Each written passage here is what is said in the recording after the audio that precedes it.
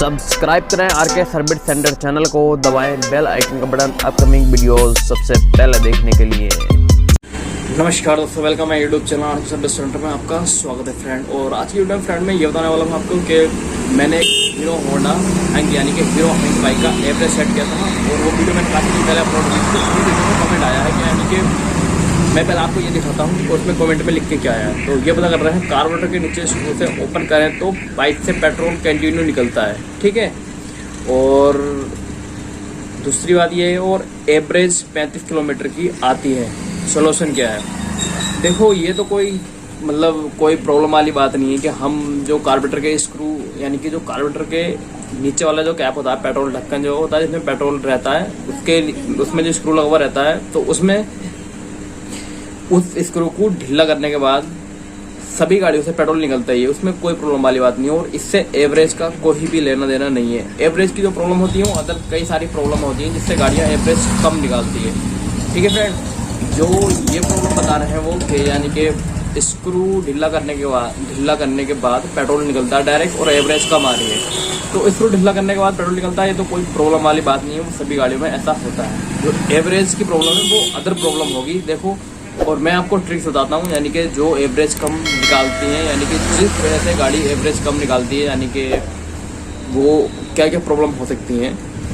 वैसे मैंने हल्का फुल्का वीडियो में और भी बताया है और अभी फिलहाल मैं आपको और बताता हूँ कि एवरेज कम क्यों निकालती है। फ्रेंड, सबसे पहले तो हम बात करते हैं एयर फिल्टर की, यानी कि एयर फिल्टर यानी कि बाइक का जो एयर फिल्टर होता है, एयर फिल्टर ब्लॉक होने के बाद गाड़ी एवरेज नहीं निकालती। तो प्लस गाड़ी बहुत दबती है, बहुत मिसिंग भी करती है कुछ गाड़ियाँ। तो कुछ गाड़ी तो इस हिसाब से मिसिंग करती है कि रेस ही नहीं पकड़ती हैं और बाकी स्टार्टिंग में बहुत ज़्यादा प्रॉब्लम होती है। तो आप समय समय पे एयर फिल्टर चेंज करते रहें, ठीक है फ्रेंड। एवरेज का ख़ास तौर पर एयर फिल्टर का चेंज होना टाइम टू टाइम बहुत ज़रूरी है, ठीक। दूसरी बात है यानी कि इंजन ऑयल आपको समय समय पे चेक करना पड़ेगा। और चेक करने के बाद अगर इंजन में कैपेसिटी ऑयल की कम है तो उसका लेवल, इंजन के लेवल के हिसाब से आपको उसमें ऑयल डालना पड़ेगा। यानी कि जितने आपकी बाइक के इंजन ऑयल की कैपेसिटी है उतना, यानी कि माना कि हमें एक महीने में हमें सर्विस करानी है 4-5 महीने में, और हमारा बाइक का जो इंजन ऑयल है वो एक महीने में थोड़ा या 1.5 महीने में कम हो गया होगा, क्योंकि जो गाड़ियाँ ज़्यादा चलती हैं अक्सर वो ऑयल थोड़ा कम कर देती है। तो वो टॉपअप करना पड़ता है हमको 1 से 1.5 महीने के अंदर समथिंग।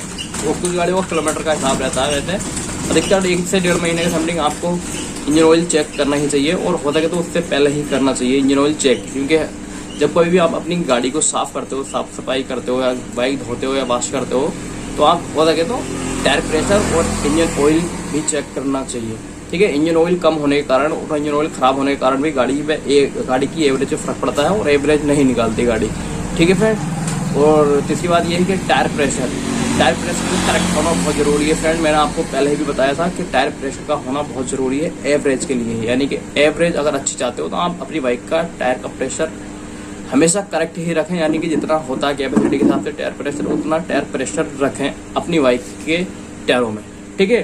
क्योंकि टायर प्रेशर जब कम होता है तो गाड़ी पे बहुत लोड पड़ता है, गाड़ी एकदम स्मूथ नहीं चलती और इस वजह से भी गाड़ी में एवरेज नहीं निकालती, यानी एवरेज फर्क पड़ता है, एवरेज नहीं निकालती इस वजह से टायर प्रेशर के कम होने से, क्योंकि व्हील जाम चलता है। और चौथी बात यह है कि फ्रेंड के यानी कि जो ब्रेक होते हैं ना, ब्रेक आपके बाइक के ब्रेक इस हिसाब से हों, यानी कि पहिया बिल्कुल फ्री घूमता हो बाइक का, अगला पहिया हो या फिर पिछला पहिया हो।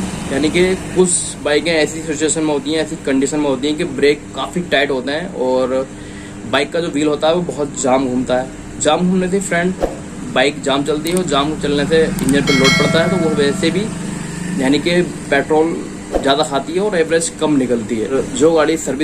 जिन गाड़ियों की सर्विस टाइम टू टाइम होती है और जो गाड़ियों की सर्विस टाइम टू टाइम करवाते हैं, तो उन गाड़ियों का एवरेज भी अच्छा रहता है और उन गाड़ियों का मेंटेनेंस भी कम होता है और खर्चा भी कम होता है, जिन गाड़ियों की सर्विस टाइम टू टाइम होती है, ठीक है फ्रेंड। तो इस वजह से आप समझ गए होंगे कि इस वजह से गाड़ी एवरेज कम निकालती है। तो आप जब कभी भी अपनी बाइक की सर्विस कराते हो और ये सारे काम चेक करवाना, और बात है ये कि आप अपनी गाड़ी की जब भी सर्विस हमेशा टाइम टू टाइम ही करवाना, ठीक है फ्रेंड। जो एवरेज कम निकलती है वो इन कुछ खास चीज़ों से निकलती है, और भी कई सारी बातें होती हैं, जैसे कि क्लच प्लेटें हो गई, यानी क्लच प्लेट है जो इंजन की किक साइड यानी जिधर किक लगती है उस साइड क्लच प्लेट होती है, क्लच सिस्टम उधर होता है। तो क्लच प्लेट अगर ख़राब होती है तो तभी गाड़ी ओवर रेस ज़्यादा चलती है और गाड़ी में पिकअप नहीं होता, परफॉर्मेंस अच्छा नहीं निकालती और गाड़ी एवरेज बहुत कम निकालती है अगर क्लच प्लेटें ख़राब होती हैं तब। यानी क्लच प्लेटें ख़राब होने का भी साइड इफेक्ट एवरेज पे पड़ता है, पिकअप पे पड़ता है, अच्छे परफॉर्मेंस पे पड़ता है, गाड़ी हीट होती है बहुत ज़्यादा। ठीक है, उससे तो बहुत ज़्यादा ही हीट होता है इंजन, यानी क्लच प्लेट जब ख़राब होती हैं। क्योंकि जैसे भी हम गाड़ी जब चलाते हैं तो गाड़ी ओवर रेस ज़्यादा घूमती है और बाकी यानी कि ओवर रेस इंजन ज़्यादा घूमता है, ओवर रेस चलती है गाड़ी और गाड़ी इतना भागती नहीं है, इतना पिकअप नहीं दिखाती है। तो फ्रेंड उस चीज़ों से भी फ़र्क पड़ता है गाड़ी की एवरेज पे। तो आप समझ गए होंगे जिन्होंने आपने जो कमेंट करी है ये कार्बोरेटर के नीचे स्क्रू निकालने से एवरेज कम निकाल रही है, और वो यानी कि उनका कहने का मतलब है कि कार्बोरेटर सही है और एवरेज कम निकाल रही है। ठीक है, और मैं एक बात और बताऊं, कार्बोरेटर की ट्यूनिंग खराब होने से भी कार्बोरेटर की यानी कि ट्यूनिंग एक स्लो स्क्रू होता है और एक मिक्सचर स्क्रू होता है यानी एयर स्क्रू होता है। ठीक है, तो फ्रेंड आप जब कभी भी अपनी बाइक को कहीं चेक करवाएं, सर्विसिंग कराएं या फिर अदर कुछ भी काम करवाते हो कार्बोरेटर में बाइक में, तो आप ट्यूनिंग जरूर उसकी चेक करवाएं। ठीक है, ट्यूनिंग हमेशा करेक्ट ही करवाएं। अगर ट्यूनिंग खराब होती है किसी भी बाइक के और किसी भी कार्बोरेटर की तो एवरेज पे फ़र्क पड़ता है फ्रेंड। ठीक है, यानी कि कार्बोरेटर की ट्यूनिंग ख़राब होने से एवरेज पे बहुत ज़्यादा फ़र्क पड़ता है। और कार्बोरेटर की जो ट्यूनिंग हो तो आप जब कभी भी अच्छे सुलझे हुए मैकेनिक से आप अपने कार्बोरेटर की ट्यूनिंग करवाएं। ठीक है फ्रेंड, क्योंकि कुछ मैकेनिक भाई थोड़े होते हैं कि कम उम्र के बच्चे जो होते हैं, कम उम्र के जो बच्चे जो हम पे यानी कुछ दिन काम सीखते हैं और वो फिर काम करने लगते हैं, तो ऐसी सिचुएशन में भी प्रॉब्लम होती है क्योंकि उनको कई सारी नॉलेज नहीं होती है। जो कम उम्र के बच्चे होते हैं यानी कि कम एज के जो बच्चे होते हैं और उन्होंने इतनी दुनिया नहीं देखी होती है, तो इस वजह से आप जब कोई भी कहीं भी दिखाओ तो आपको पक्का भरोसा हो, यानी कि आप अपनी बाइक जब कभी भी कहीं भी दिखाते हो तो आपको पक्का भरोसा हो कि वो बंदा वो काम कर सकता है। ठीक है, तो तभी आप अपनी बाइक की एवरेज सेटिंग कराएं, कार्बोरेटर ट्यूनिंग कराएं या जो कोई भी काम करवाते हो तो आप बिल्कुल अपने संतुष्टि के साथ ही करवाएं। ओके फ्रेंड, तो एवरेज जो कम निकालती है वो इसी वजह से निकालती है। ठीक है फ्रेंड, और ये प्रॉब्लम नहीं है गाड़ी में तो अच्छा एवरेज आएगा, अच्छा पिकअप आएगा और अच्छा परफॉर्मेंस आएगा। ठीक है फ्रेंड, तो आप समझ गए होंगे कि क्या प्रॉब्लम होती है, क्या प्रॉब्लम नहीं होती है। और इधर देख रहे हो फ्रेंड कि इधर लैपटॉप है, मैं कमेंट ही देख रहा था, तो इस वजह से मैंने सोचा कि ये कमेंट ज़रूरी है। जो भाई कह रहे हैं कार्बोरेटर के नीचे स्क्रू ओपन करे तो पेट्रोल डायरेक्ट निकलता है और 35 का एवरेज है, तो फ्रेंड ये कोई प्रॉब्लम नहीं है, वो तो सभी गाड़ियों में ऐसे निकलता ही निकलता है। पेट्रोल यानी कि पेट्रोल जो निकलता है सभी गाड़ी में ऐसे निकलता है वो स्क्रू ढीला करने के बाद, क्योंकि वो कतरा जो कार्बोरेटर में आता है थोड़ा बहुत तो उसको गिराने के लिए होता है वो स्क्रू। और वो जो नीचे पाइप लगा हुआ होता है वो इसलिए लगा हुआ होता है कि कभी भी गाड़ी कभी भी ओवर हो जाए और पेट्रोल ज़्यादा पहुंच जाए कार्बोरेटर में, तो उसके थ्रू ये ऑटोमेटिक ही निकल जाता है कार्बोरेटर के नीचे जो पाइप होता है उसके थ्रू, और इधर यानी कि पिस्टन पे नहीं पहुंचता, हेड के वाल पे नहीं पहुंचता, उधर एयर फिल्टर में नहीं पहुंचता है। क्योंकि अगर वो माना कि कार्बोरेटर के नीचे वाला जो सुराग है यानी कि जो स्क्रू वाला अगर वो बंद कर दिया जाए किसी भी चीज़ से तो बहुत तगड़ा साइड इफेक्ट होता है, उसका बहुत बुरा असर पड़ता है इंजन पे। क्योंकि उसके बंद होने से ये होता है कि फ्रेंड जब गाड़ी ओवर होती है तो ओवर होने से काफ़ी ज़्यादा पेट्रोल पहुंच जाता है कार्बोरेटर में और वो फिर इधर उधर को जाने लगता है। कुछ कार्बोरेटर में जो इधर उधर सुराग होते हैं इसके थ्रू गिरता है, फिर या फिर पेट्रोल जो पहुंचता है ओवर होने के बाद वो पिस्टन पे पहुंचता है और हेड के वाल्व पे पहुंचता है यानी कि जहाँ से पेट्रोल सप्लाई होता है, और या फिर पेट्रोल पहुंचता है एयर फिल्टर में, वो एयर फिल्टर में बहुत पेट्रोल पहुंचता है। ऐसे मैंने बहुत सारे केसेस देखे हैं जो गाड़ी गिरती हैं, कभी भी बाई चांस गाड़ी गिरती है तो उनके एयर फिल्टर में बहुत पेट्रोल निकलता है, इस कारण गाड़ी स्टार्ट भी नहीं होती है, गाड़ी मिसिंग बहुत करती है पेट्रोल में भीगने के बाद, जब फिल्टर भीगता है तो तब ऐसा भी होता है। ठीक है फ्रेंड, तो आप उस यानी कि जो कार्बोरेटर के नीचे जो वो होता है यानी कि जो सुराग होता है, जो पेंच वाला स्क्रू होता है और उससे जो पेट्रोल निकालते हैं यानी कि जो पैच ढीला करके पेट्रोल निकालते हैं, तो उसको आप बंद कभी भी ना करें, हरगिज़ ना करें, क्योंकि बहुत बुरा असर पड़ता है इंजन पे, आपको काफ़ी सारा नुकसान उठाना पड़ सकता है उसे अगर बंद करते हो आप तब। ठीक है फ्रेंड, तो उम्मीद है आपको समझ में आएंगी सारी बातें, और कैसी लगी वीडियो कमेंट में जरूर बताना। फिर मिलता हूँ नई वीडियो के साथ, और अगर आप चैनल पर नए हो चैनल को सब्सक्राइब करें, बेल आइकन का बटन जरूर दबाएं।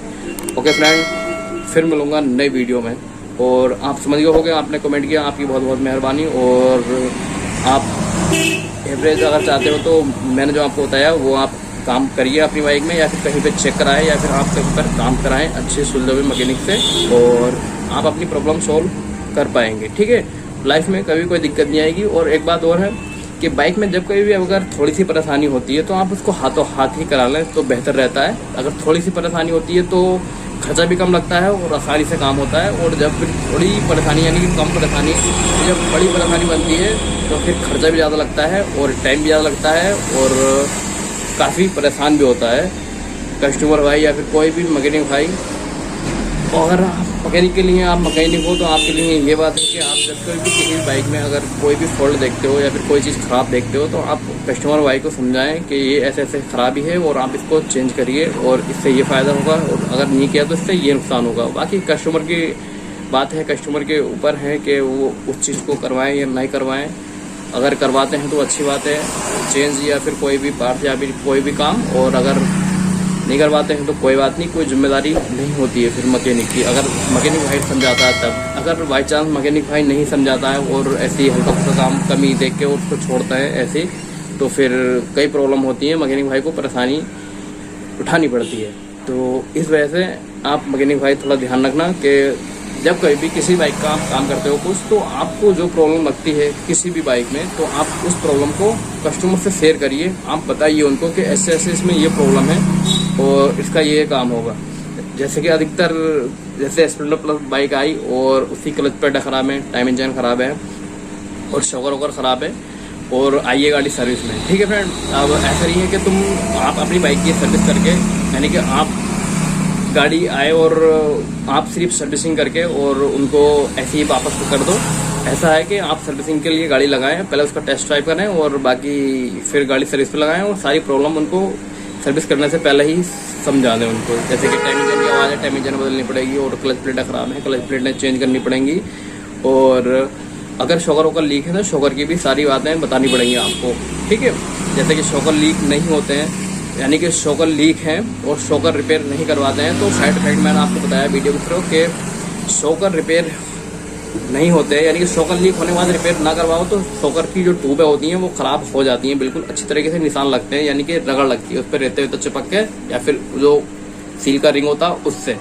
ठीक है फ्रेंड, और अगर क्लच प्लेटें चेंज नहीं होती हैं तो आप समझते हो कि देखो सर्विस करने का कुछ भी फ़ायदा नहीं होगा, क्योंकि सर्विस करने के बावजूद भी बाइक में पिकअप नहीं आएगा, मोटरसाइकिल में यानी कंप्रेसर जो पिकअप जो अच्छा परफॉर्मेंस होता है वो नहीं आएगा। फिर कस्टमर आपको 36 सुनाएगा और कहेगा कैसी सर्विस करी, कैसा काम किया, फिर बुराई बनती है उससे। ठीक है फ्रेंड, तो आप क्लच प्लेटों को चेंज करने को, अगर चेंज करने के से पहले आपको ये बताना पड़ेगा कि इससे ये फ़ायदा है, और अगर चेंज नहीं करवाते हो तो इससे ये नुकसान भी है। क्योंकि अगर देखो क्लच प्लेट अगर टाइम पे चेंज नहीं होती है तो तगड़ा साइड इफेक्ट ये होता है, सबसे पहले तो एवरेज पे फर्क पड़ता है। ठीक है, वो मैंने आपको बताया अभी कुछ देर पहले। और दूसरी बात ये है कि उसके जो क्लच सेंटर होता है ना, clutch centre hub, clutch centre plate जो होती है यानी कि वो कटती है। ठीक है, दूसरी बात क्लच सेंटर यानी क्लच सेंटर जो हब जो प्लेट होती हैं वो दोनों ही कटती हैं, प्लस प्रेशर प्लेटें भी ख़राब होती हैं, क्योंकि जब क्लच प्लेटें ख़राब होती हैं तो आपस में रगड़ लगती है बहुत बुरी, और यानी कि अच्छी तरीके से क्लच प्रॉपर वर्क नहीं करता। तो क्लच का सारा सिस्टम, क्लच प्लेटें, क्लच हब सेंटर और प्रेशर प्लेटें, ये चारों चीज़ें ख़राब होती हैं अगर क्लच प्लेटें आप टाइम पे चेंज नहीं कराओगे तब। ठीक है, और दूसरी बात ये होता है कि क्लच सेंटर जब ख़राब होते हैं तो जिस गाड़ी के क्लच सेंटर ख़राब होते हैं तो उस गाड़ी में ऐसा होता है कि जो ऑयल निकलता है ना, ऑयल इतना बेकार ऑयल निकलता है बहुत ज़्यादा, और उस गाड़ी में ऑयल नया डालने के बाद भी काफ़ी जल्दी काला ऑयल हो जाता है। जैसे कि हम आज ऑयल डालते हैं तो 1 हफ्ते में या 2 हफ्ते में इतना बुरा काला हो जाएगा, बहुत बुरा, क्योंकि जो क्लच सेंटर जो हब जो होता है ना वो रगड़ लग के वो कट के जो यानी उसका जो मटेरियल निकलता है तो वो ऑयल में मिक्स होता है, और ऑयल इतनी जल्दी काला होता है, इतनी जल्दी ख़राब होता है, बहुत जल्दी काला और ख़राब होता है। तो आप सर्विसिंग में सारे ट्रिक्स चेक करें और जो कुछ प्रॉब्लम है आप बताएं उनको, यानी कि कस्टमर भाई को। और बाकी टाइमिंग चेन मैंने आपको बताया कि इन गाड़ियों में जो प्रॉब्लम होती है अधिकतर यही प्रॉब्लम ज़्यादा होती है, टाइमिंग चेन, क्लच प्लेट है, शॉकर और सर्विसिंग की बस अधिकतर यही ज़्यादा प्रॉब्लम होती है, और दूसरी कोई प्रॉब्लम नहीं होती है।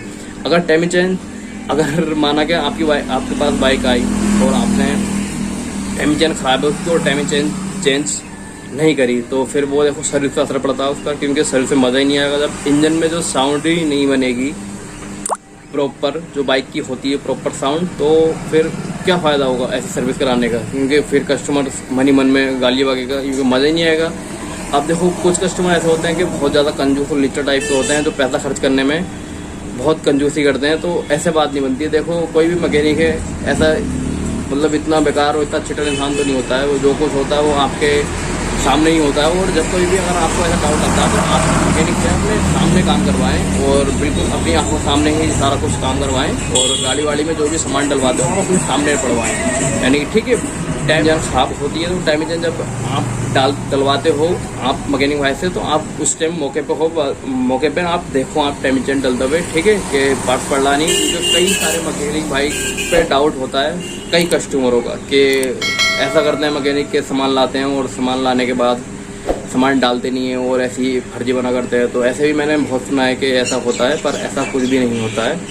कहीं होता हो 100 में 1-2% तो होता हो, क्योंकि कई मैकेनिक हर एक मैकेनिक का जो एक्टिविटी होती है वो अलग अलग होती है। ठीक है फ्रेंड, तो आप जब कभी भी सर्विस करते हो तो इन बातों का ध्यान रखना। क्लच प्लेट, टाइमिजन अगर खराब हो तो डाल दो आप, और कस्टमर से बात करके अच्छे से सही तरीके से समझा दो।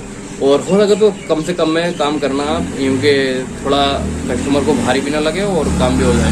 तो काम वाला मैकेनिक भाइयों से गुजारिश है कि काम में ऐसा कोई काम ना करें जो शिकायत वाला काम हो। और फर्जी काम बहुत बेकार होता है। जो रोड काम करते हैं तो वो बहुत बेकार काम होता है, सही नहीं होता है। वो आपके लिए भी परेशानी और कस्टमर भाई के लिए भी परेशानी और पूरे स्टाफ के लिए परेशानी होती है। गलत काम यानी कि फर्जी काम, यानी सप्लाई वाला कुछ काम चलाना या फिर डी चलाना या फिर अदर कोई लोकल प्रोडक्ट है तो आप उनसे कह दो कस्टमर से कि लोकल है और ये ओरिजिनल नहीं मिल रहा है, या फिर ये लोकल पड़वा लो आप, अभी थोड़ा कुछ दिनों बाद डलवा लियो, वो आपकी इच्छा है। ठीक है फ्रेंड, तो उम्मीद है आपको समझ में आएंगी सारी बातें। और फिर मिलता हूँ एक नई वीडियो के साथ। और अगर आप चैनल पर नए हो, चैनल को सब्सक्राइब करें, बेल आइकन का बटन जरूर दबाएं।